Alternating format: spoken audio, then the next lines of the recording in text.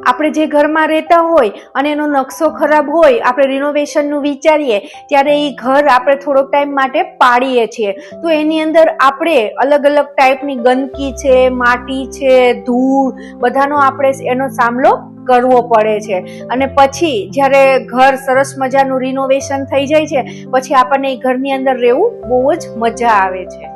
તેવી જ રીતના આપણા જે માઇન્ડ છે એને આપણે જ્યારે રીસેટ કરવું હોય ત્યારે આપણા માઇન્ડની અંદર જે ગલત આપણી આદતો છે, આપણા ગલત થોટ છે, એને આપણે જ્યારે રિસ્ટ્રક્ચર કરીએ છીએ ત્યારે થોડુંક સમય માટે પણ આપણે આપણી જે સ્ટ્રેસ છે, એન્ઝાયટી છે, જે ડિપ્રેસિંગ થોટ છે, એક અનકમ્ફર્ટેબલ ફિલિંગ્સ છે, એનો આપણે સામનો કરવો પડે છે. પછી આપણે જ્યારે ધીરે ધીરે જ્યારે નવી આદતો છે, નવા થોટ છે, જ્યારે આપણે અપનાવીને જ્યારે ફોલો કરીએ છીએ ત્યારે આપણું માઇન્ડ છે એ પોઝિટિવ બની જાય છે. પછી પોઝિટિવ માઇન્ડ સાથે આપણને જીવવું પણ સારું લાગે છે. તો થોડોક સમય હોય છે જે દિક્કતનો એ આપણે કાઢી લઈએ તો આપણે સરસ મજાની પછી જિંદગી છે એ આપણે જીવી શકીએ છીએ.